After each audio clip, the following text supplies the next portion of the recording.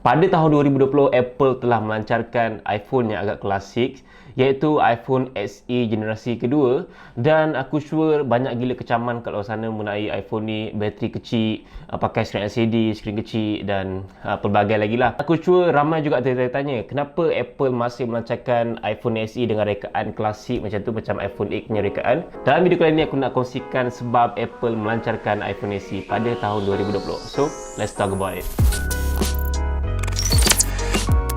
Alright, bila sebut pasal iPhone, kita tahu yang iPhone ni dah agak lama, dari tahun 2007, dan aku sure sampai sekarang masih ada yang menggunakan iPhone 5S, iPhone 5, iPhone 6, iPhone 7, iPhone 8 dan iPhone yang lama lah, iPhone SE dan berbagai lagi. Sudah tentunya iPhone lama macam iPhone 6 Plus, 6 ke bawah semua dah tak support untuk iOS 13. Even performance pun dah makin drop. Dan aku sure Apple dia masih nak stick ataupun masih nak tarik pengguna iPhone ni untuk keep gunakan iPhone dengan performance yang baik. Even sebelum ni pun Apple dah claim ataupun Apple dah admit yang diorang dah perlahankan iPhone lama diorang macam iPhone 6 dan ke bawah. So kat situ aku nampak yang Apple nak pengguna iPhone lama macam iPhone 6 Plus ke bawah untuk stick to Apple ecosystem dengan menggunakan iPhone yang baru. So itu one of the reason why kenapa Apple masih memperkenalkan iPhone SE pada tahun 2020. Seterusnya kita kena faham yang bukan semua orang minat dengan skrin yang besar, dan masih ramai sebenarnya yang menggunakan saiz skrin yang kecil untuk sesebuah smartphone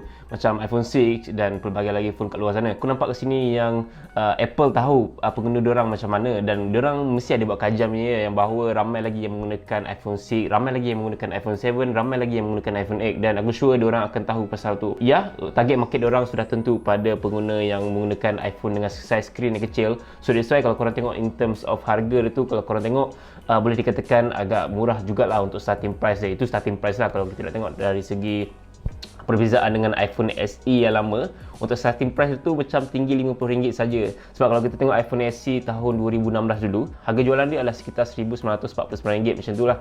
Alright, tapi untuk iPhone SE tahun 2020, harga jualan dia RM1,949. Dan kalau kita nak tengok market iPhone ni dekat US memang sangat-sangat besar, dan kat sana pun aku rasa masih ramai yang menggunakan iPhone model-model lama.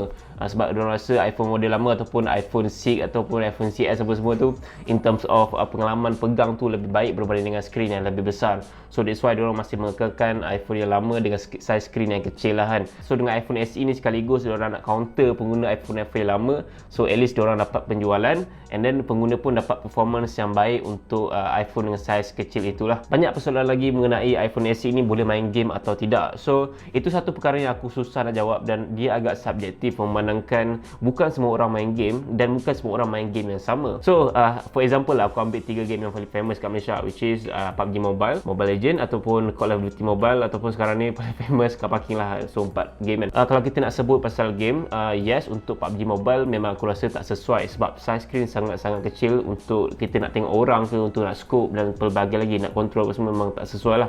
Even Call of Duty Mobile pun aku rasa tak apa sesuai. Tapi untuk Mobile Legend aku rasa agak sesuai lah kan. Cuma nak tengok enemy tu agak susah sedikit. But then untuk performance overall, kalau korang yang bukan gamers yang tegar ataupun korang just nak main game light-light je kan, nak main game biasa-biasa, yes, iPhone SE amat sesuai nak main game sebab performance untuk chipset A13 sangat-sangat baik untuk tahun 2020. So yes, itu jawapan aku sama ada iPhone SE ni baik atau tidak untuk main game. Yes, performance sangat-sangat bagus, tapi in terms of pengalaman untuk tengok skrin ataupun nak pegang phone, kurang sedikit lah. So main game biasa-biasa tu okey lah. Tapi kalau nak main game yang heavy, itu terpulang pada korang. Kalau korang dah biasa dengan iPhone tu sendiri, maybe boleh consider. Tapi kalau korang yang tak biasa dengan iPhone sekecil itu, maybe not lah kan. Konklusinya, sebab kenapa Apple mengeluarkan iPhone SE adalah dia nak mencipta sesebuah iPhone kelas bajet dengan harga yang paling murah setakat ini untuk iPhone yang baru, dan dengan performance yang sangat-sangat mantap untuk iPhone sekecil 47 inci. Aku boleh cakap iPhone SE ni adalah the most powerful compact phone ever yang ada di pasaran sekarang ni. So kalau korang nak compact phone yang sangat-sangat power di pasaran sekarang ni, iPhone SE adalah pilihan terbaik untuk korang semua. Aku nampak iPhone SE ni sesuai dijadikan sebagai phone kedua untuk korang nak buat kerja ataupun sebagai business phone lah. So dia very perform untuk performance dia. Kalau korang gunakan WhatsApp untuk buat business, so dia memang tak lagging lah, and then very smooth lah untuk korang nak buat sebagai business punya phone. And then kalau korang nak buat phone kerja macam nak buat Grab apa semua, dia sesuai dijadikan sebagai phone untuk kerja, dan dia juga sesuai dijadikan sebagai phone daily usage. Dan bila kita sentuh pasal spesifikasi dia, memang agak hamba dan memang agak ketinggalan, tapi di sebalik apa yang hamba tu sebenarnya ada sesuatu yang agak menarik lah bagi aku kan. Kalau kita nak tengok dia punya specs tu, ada juga spesifikasi yang lebih kurang macam flagship iPhone je. First kita nampak yang dia ada Wi-Fi 6, dia masih mengekalkan fast charging 18 watt, dan ke atas dia masih ada wireless charging, key wireless. Dia masih ada kamera bokeh untuk satu kamera macam iPhone XR dengan depth control, tapi untuk manusia sajalah. So kalau untuk haiwan memang dia type bokeh tu. And then selfie kamera dia pun sebenarnya ada fungsi bokeh juga, dan dia juga mampu merakam 4K dengan 60 fps. Dan of course untuk phone sekecil itu dengan 47 inci dengan rakaman 4K 60 fps, kita pun tahu yang hasil video daripada iPhone sangat-sangat baik. So dengan phone sekecil itu, bagi aku sangat-sangat bagus lah untuk dari segi videografi dan fotografi. Tapi kekurangan kat sini kita tahulah yang dia tak ada night mode, even tak ada ultra wide, ataupun dia tak ada selfie macam apa yang ada pada iPhone 11, dan itu satu perkara yang agak kurang untuk tahun 2020 punya phone. Dengan phone sekecil itu juga dia menyokong IP67 rating, water, splash dan dust resistant. Skrin pula menggunakan Retina HD dengan menyokong HDR10. So dari segi skrin LCD yang digunakan pada iPhone ni, kita tahu yang skrin LCD iPhone ni dia berbeza berbanding Android. So kita susah nak samakan skrin LCD iPhone dengan Android sebab ternyata sangat-sangat berbeza. Untuk kualiti skrin daripada iPhone ni, aku rasa memang di tahap yang lain lah kalau kita nak compare dengan Android. Kalau Android macam agak-agak pudar sedikit dan dia punya colour macam kurang nice lah. Tapi untuk iPhone personally, aku dah compare iPhone XR dengan Android yang lain,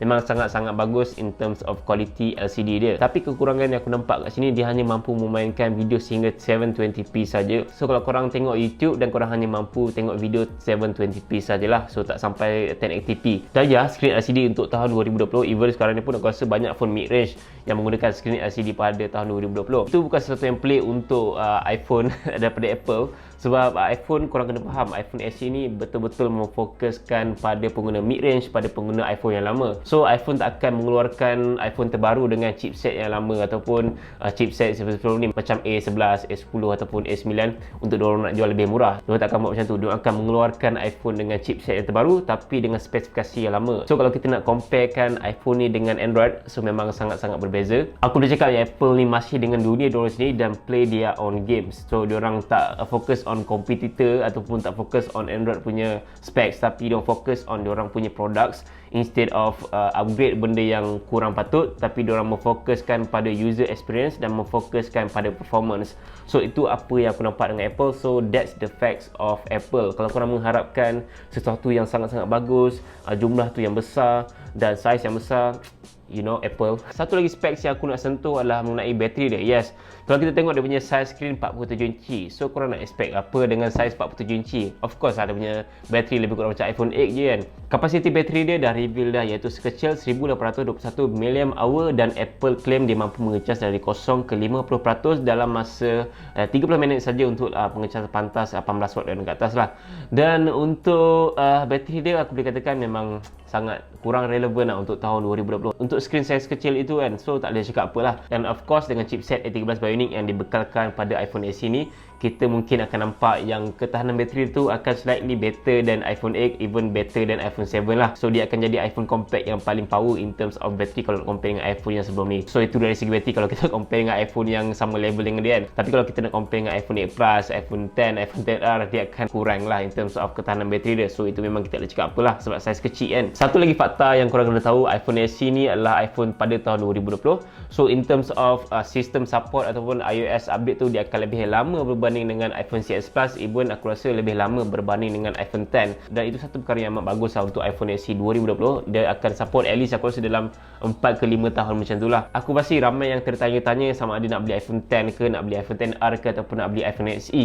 Memandangkan dia punya harga phone tu lebih kurang je 2000 ke 2100 macam tu je harga phone tu. Kalau korang yang tak selesa ataupun kurang dengan iPhone sekecil itu, aku prefer untuk iPhone XR dan ke atas. Even iPhone XR pun performance dia masih mantap untuk nak digunakan pada tahun 2020, even pada tahun-tahun mendatang. Tapi buat pengguna yang tak kisah ataupun dah biasa dengan iPhone sekecil 47 inci, aku rasa tak ada masalah sangat untuk iPhone SE 2020 dan just go for it. Apa yang aku nampak dengan iPhone SE 2020 ni, dia akan menjadi kompetitor kepada Google Pixel 4a. Sebab kita tahu Google ni dia macam besar jugalah dekat pasaran US. Dia akan menjadi kompetitor yang hebat kepada iPhone SE 2020. Tapi dia just menggunakan chipset jenis mid-range dan aku tak sure berapa size screen dia. Kita akan tengok sama ada pengguna akan lebih memilih iPhone SE tahun 2020 ataupun pengguna akan lebih memilih Google Pixel 4a. So guys, aku rasa itu saja video untuk kali ini dan aku harap video ni bermanfaat untuk korang semua memilih iPhone SE ataupun iPhone lain. Korang boleh nyatakan pendapat korang dekat bahagian komen. Jangan lupa untuk follow Twitter dan Instagram aku. Jangan lupa untuk subscribe channel aku. InsyaAllah kita akan berjumpa lagi lain video. Assalamualaikum.